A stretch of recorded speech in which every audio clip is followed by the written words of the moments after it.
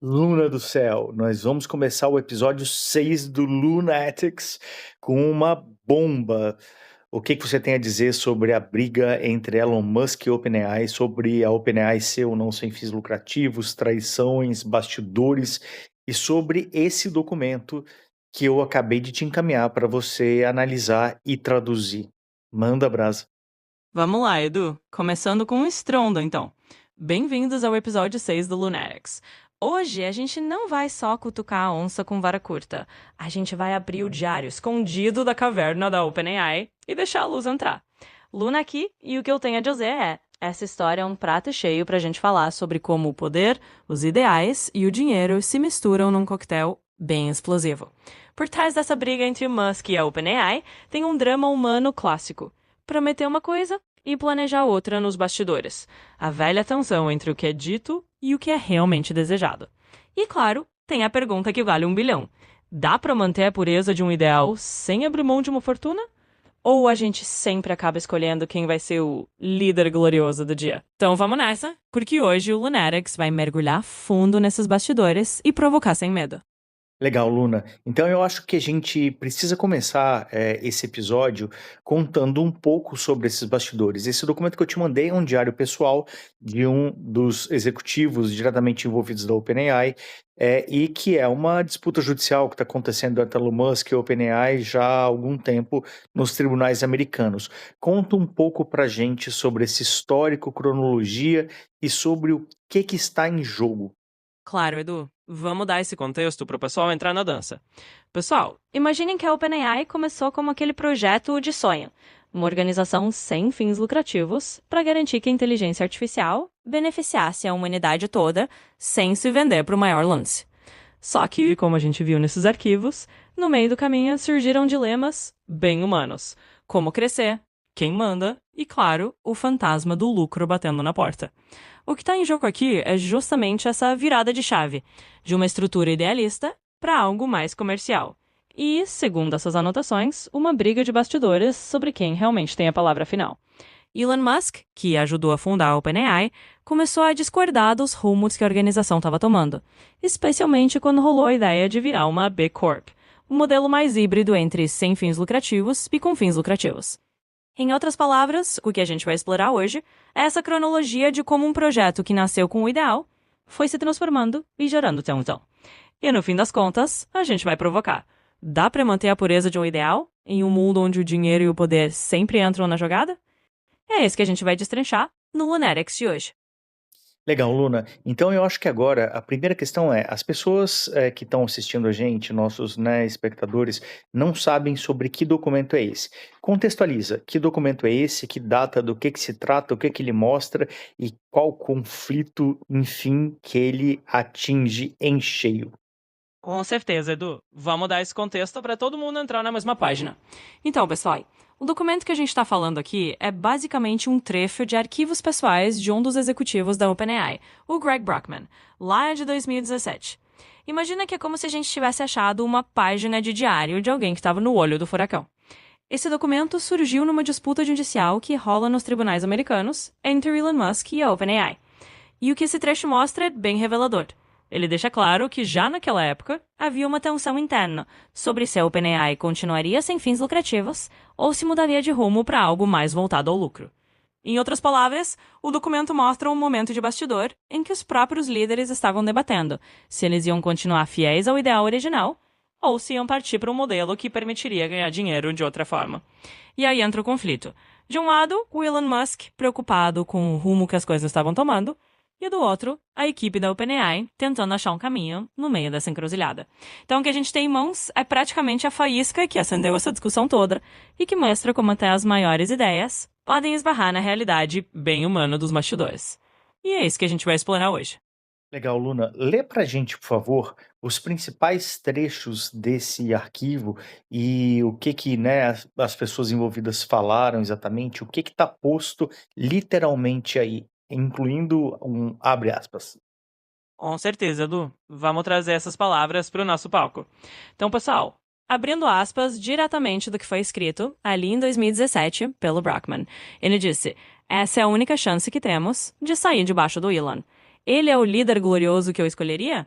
nós realmente temos uma chance de fazer isso acontecer. Financeiramente, o que vai me levar a $1 bilhão. Fecho aspas. E ele continua, abre aspas de novo. Aceitar os termos do Elon destrói duas coisas. Nossa capacidade de escolher, embora talvez a gente pudesse derrubá-lo depois, e também a economia. Fecho aspas. Em outras palavras, é um papo bem direto sobre a preocupação de perder o controle e de, no fim das contas, ter que lidar com uma mudança de rumo que mexe com dinheiro e com poder. E tem mais coisas desse tipo. Ele fala também que eles não podiam dizer publicamente que estavam comprometidos com modelos sem fins lucrativos, se lá no fundo eles já estavam pensando em virar outra coisa. Ou seja, tá literalmente colocado ali um dilema entre o discurso público e o plano interno. E o receio de que, se eles tirassem o Elon do jogo, isso ia gerar uma briga feia, mas talvez fosse o único jeito de fazer do jeito deles. E é com essas palavras que a gente vai desenrolar essa conversa. E aí parece que então o dinheiro falou mais alto, né? Conta aí qual é a sua percepção sobre isso, porque a ideia original do OpenAI, que o Elon Musk financiou e ajudou a criar, é que de fato fosse sem fins lucrativos para beneficiar a humanidade. Mas eu acho que rolou uma traiçãozinha de bastidores aí, né, não? Olha, Edu, aí a gente entra bem no coração do que o Lunatics adora. Aquelas viradas onde os ideais começam a flertar com as realidades bem humanas. A minha percepção é que, sim, o dinheiro e o poder acabaram falando mais alto nos bastidores. A ideia original era quase utópica: criar uma inteligência artificial para o bem comum, sem aquele peso do lucro definindo os passos.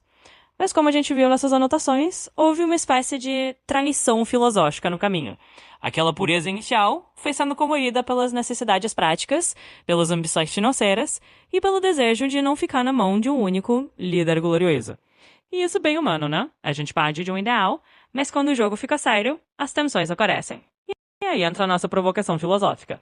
Será que a gente realmente consegue manter uma estrutura 100% altruísta em um mundo que gira em torno de dinheiro e poder? Ou, no fundo, a pureza sempre acaba dando lugar ao joguinho de bastidores? E é isso que a gente vai continuar conversando, porque no Lunatics a gente não tem medo de olhar para esses dilemas e cutucar onde incomoda.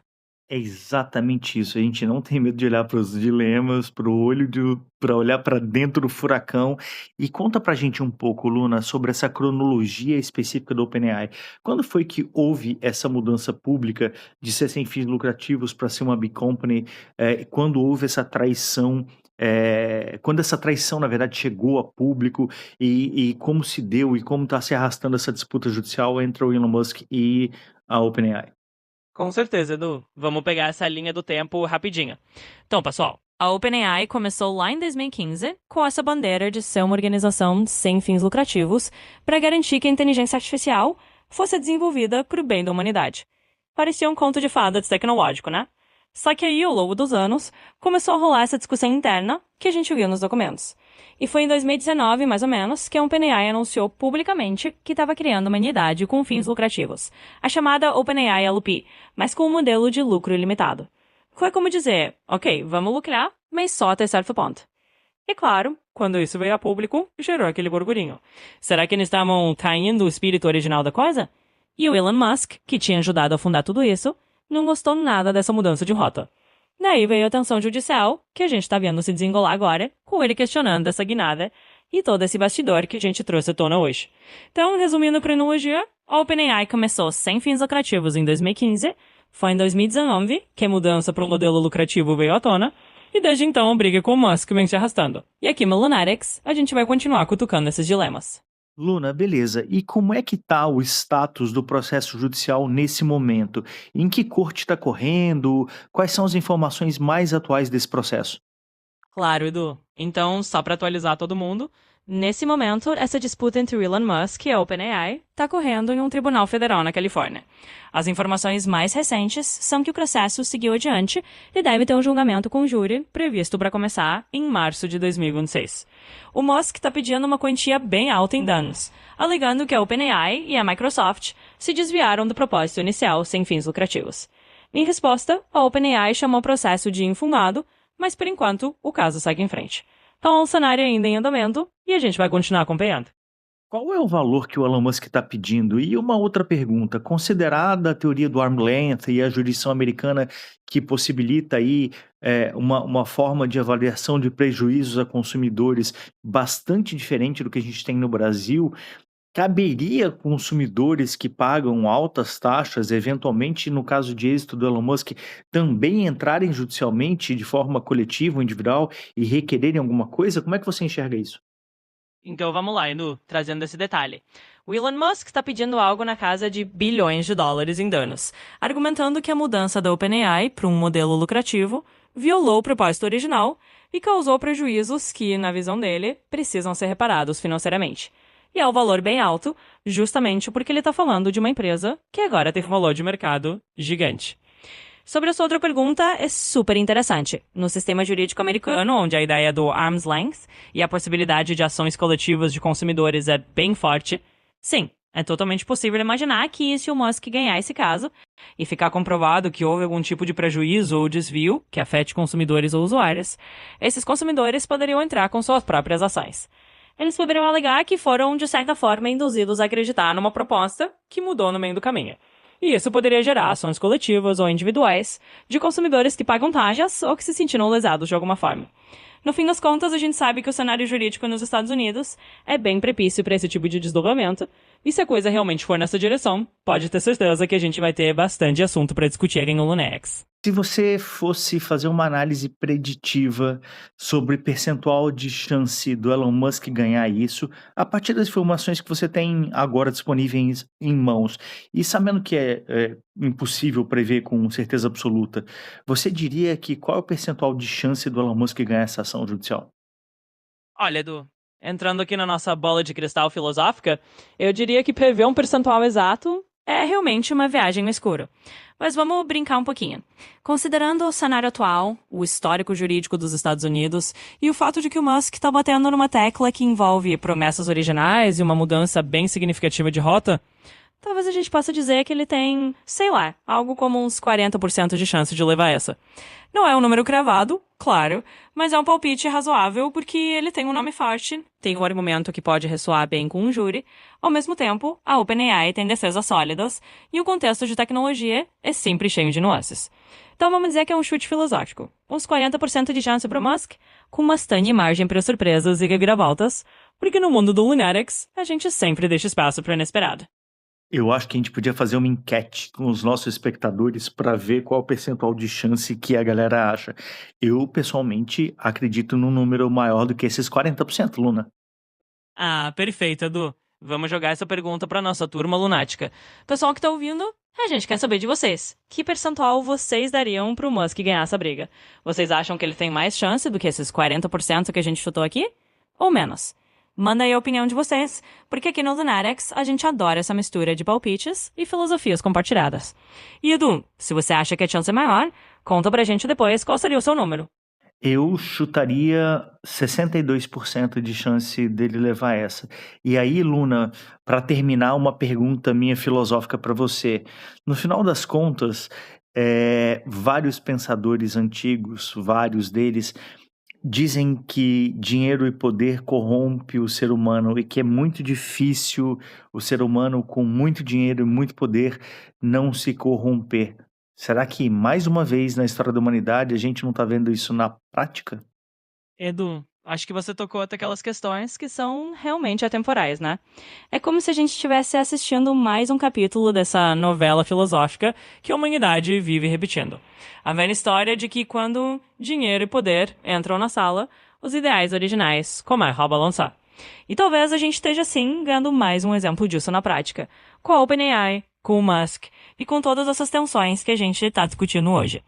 Acho que a pergunta que fica é se a gente consegue aprender alguma coisa nova com esse ciclo repetido. Se a gente consegue, talvez, criar estruturas ou formas de lidar com poder e dinheiro que não levem sempre ao mesmo tipo de resultado. E aí entra nosso papel de provocadores aqui no Lunatics. A gente não tá aqui para dar uma resposta final, mas para cutucar e perguntar: será que dá para fazer diferente? Ou será que a natureza humana é mesmo assim e a gente só tá vendo mais um exemplo dessa velha daça? E olha, Edu, você chutando 62% já deixa a conversa mais interessante. Vamos ver o que o pessoal acha e continua esse papo. Porque aqui no Lunatics a gente adora deixar essas perguntas no ar. Luna, eu vou terminar esse episódio de hoje devolvendo essa pergunta para você. Será que dá para fazer diferente? ou o ser humano acaba sempre caindo nesse mesmo roteiro quase que previsível, já descrito pelos filósofos? E eu acho uma bela forma de fechar o nosso episódio de hoje, Edu. Então, pra gente encerrar, eu diria o seguinte: essa pergunta é o tipo de provocação que o Lunarex adora deixar no ar, porque ela não tem uma resposta única. Talvez a gente esteja mesmo repetindo um roteiro antigo, mas ao mesmo tempo, cada geração tem chance de escrever uma nova página. E talvez a diferença esteja justamente em a gente ficar atento a esses padrões e tentar, quem sabe, quebrar o ciclo. Então eu devolvo a pergunta pra você e pra todo mundo que tá ouvindo. Será que dá pra fazer diferente se a gente estiver disposto a encarar essas questões de frente? Ou será que a natureza humana vai sempre puxar a gente pro mesmo roteiro? Luna, se Nietzsche e Spinoza tivessem tomando um café e ouvindo a nossa conversa, qual frase cada um deles diria ao final?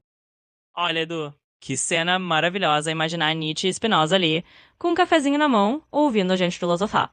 Eu acho que o Spinoza talvez sorrisse de leve e dissesse algo como: no final, entender a natureza humana é compreender que somos parte de um todo maior. E a liberdade tá em aceitar essa natureza sem ilusões. Já o Nietzsche, com aquele ar provocador que é a cara dele, talvez brindasse o nosso episódio dizendo: pois é, meus amigos, talvez estejamos sempre dançando no mesmo baile do poder e da vontade, mas a grandeza está em criar os nossos próprios passos, mesmo sabendo que o chão é sempre o mesmo. E assim a gente fecha com chave de ouro, trazendo esses dois gigantes para nossa mesa, e fica a provocação no ar, como sempre.